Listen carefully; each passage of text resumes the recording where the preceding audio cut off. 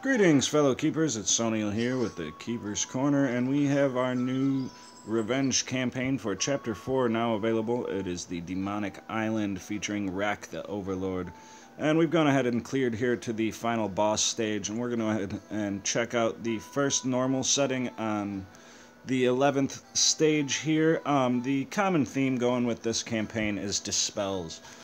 Every monster, or at least one or two monsters on every stage, is going to have a mass dispel, which will remove any buffs on any heroes. And unfortunately, on a few of the stages, it does seem that they cast the dispel on heroes that don't even have buffs on them for huge damage numbers. So one of the keys to this is going to be disruption from the ninja and other stun heroes as well, and of course avoiding buffs like the War Master, the Knight, the Shaman's Spirit Rage, the Thief's Venom, things like that. That being said, we have gone ahead and been able to make it through at least the normal stages all the way up to Chapter 11 here, Stage 11, using our Gold Boost heroes. I would advise most definitely to try and make it as far as you can into any campaign or any first completions with your Gold Boosting heroes. But we're going to go ahead and, in the theme of disruption, go with our ninja. Because we are unavailable to our buffs, we're going to throw in a debuffer here with the Necromancer. We are going to put in the Valkyrie is off on a quest, unfortunately, or else she would be filling that front role. Instead, we'll be going ahead to put the Blackguard here. Ideally, I would be running the Valkyrie in the front spot here, minus her Shield of Wrath. With probably the Cleric in place of the Necromancer. But we're going to give this a shot. One thing I've noticed is that there are many of the different colored monsters, the dark red, dark blue, very similar to the Wizard in the Wizard Tower. That is an indication of improved resistances, improved stats, things like that. Particularly the lesser demons on these stages have very, very high defense values. So it's going to be very difficult to deal damage to these guys with the nightmares that some of them are going to be stacking on you. For that, we'll be showing some lower level builds, of course, for the stages here that will be centered around likely using the Cleric and or the Mystic to increase damage dealt and keep those debuffs and whatnot off of your heroes so they're working at their full potential. But one of the values of having this set up here is having the double AoE from the Warlock's Ball of Darkness, as well as her Shadow Sensor and the AoE on the Necromancer. These stages are typically 6 to 9 monsters on each floor, so you're going to want some sort of AoE damage coming out, whether it be the Archmage, the Warlock, the Ninja. The Necromancer usually isn't a premier source of AoE, but that life drain of his is definitely good for clearing off multiple Defy Deaths at once, for restoring his health like that. Definitely more valuable in PvE than it is in PvP. And it does have some value in tower attacks as well. And a similar disruption team to the No Healer Ninja team that you may have seen in some of my other videos.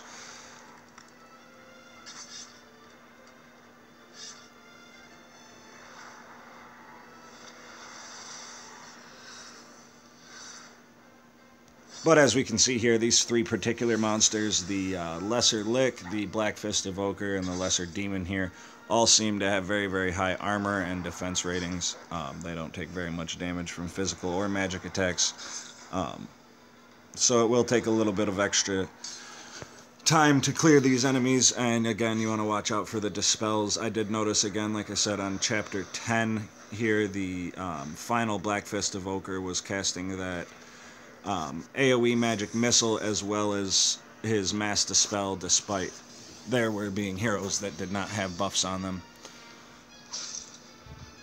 Now, just to get an idea of how much damage the dispels do, in some of the earlier stages on my level 50 Thief wearing a level 55 Epic Wormhide and using an Ambusher's Hacker, they hit him for about 300 to 400 damage, and then on that 10th stage with the Black Fist Evoker, his dispels were hitting for between 800 and 1100, and they were also hitting my Archmage again, like I said, who didn't have any buffs on him, so that was peculiar.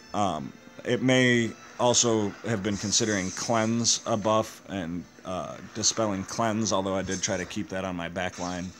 There may have been a few cleanses that popped up that caused those dispels.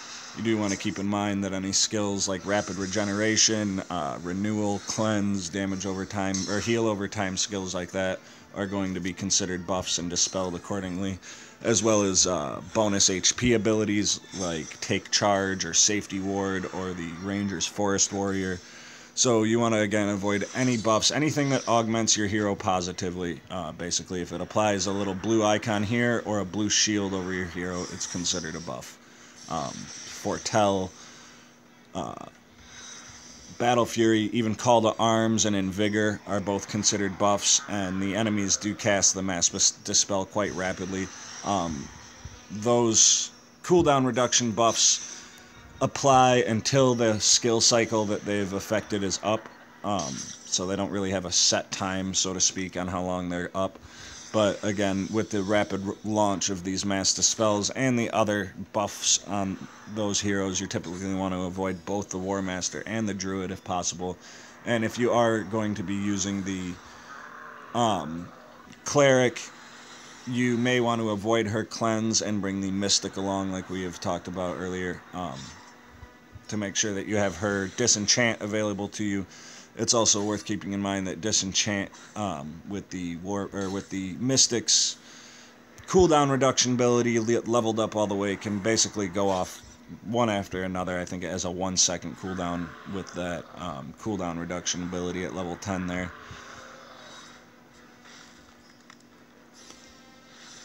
And it's also worth noting that Raq himself is not the only enemy in this campaign that summons additional monsters. The Black Fist Evoker on the previous stage also summons lesser demons who can be pretty troublesome.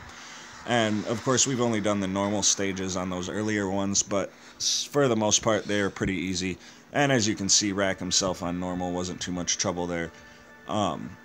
This definitely seems to be a much easier campaign than the Chapter 3 Revenge campaign for Kragnor. As you can see there, we got an epic weapon booster and a Void Core for that normal completion. Otherwise, the rewards were pretty meager for the normal completions. A few boosters, a few Catacombs maps and raid tickets. I'm sure the hard and extreme will bear some greater rewards. But we'll go ahead and end this one here so it doesn't drag on too long. This is just a quick look at Raq himself, and we'll be going ahead and clearing the rest of this and putting up a strategy and walkthrough for the extreme stages. So make sure that you guys are running as many of these early ones with the boosters as you're able to. And make sure, if you haven't, to subscribe to the Keeper's Corner, comment with anything you'd like to see, all that good stuff, and we will catch you guys on the next one.